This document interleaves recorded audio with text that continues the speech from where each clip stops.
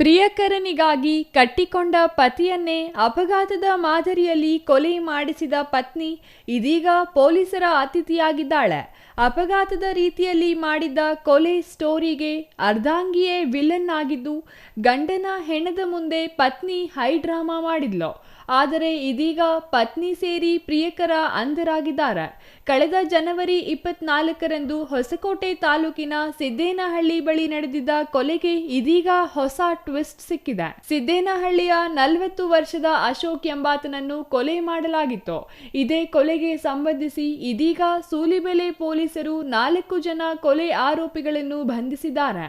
ಮೃತನ ಪತ್ನಿ ಪುಷ್ಪಾ, ಪ್ರಿಯಕರ ದೇವರಾಜ್, ಮುನೀಂದ್ರ ಮತ್ತು ಸಿದ್ದಪ್ಪ ಬಂಧಿತ ಆರೋಪಿಗಳಾಗಿದ್ದು, ಎಣ್ಣೆ ಪಾರ್ಟಿ ಮಾಡೋಕೆ ಅಂತ ಕರೆದು ಕಿರಾತಕರು ಕೊಲೆ ಮಾಡಿದ್ರು ಎಂದು ಪೊಲೀಸರು ತಿಳಿಸಿದ್ದಾರೆ.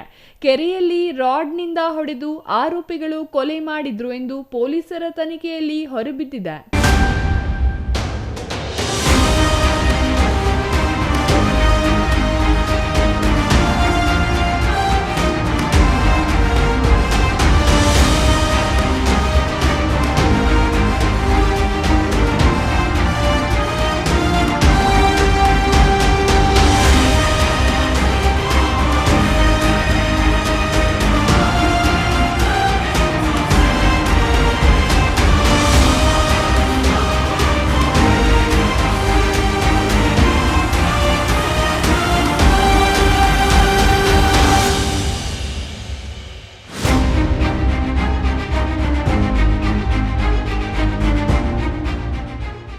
ಕೊಲೆ ನಂತರ ಗ್ರಾಮದ ರಸ್ತೆಯ ತಿರುವಿನಲ್ಲಿ ಶವ ಬಿಸಾಕಿ ಅಪಘಾತದಂತೆ ಹಂತಕರು ಬಿಂಬಿಸಿದ್ರು.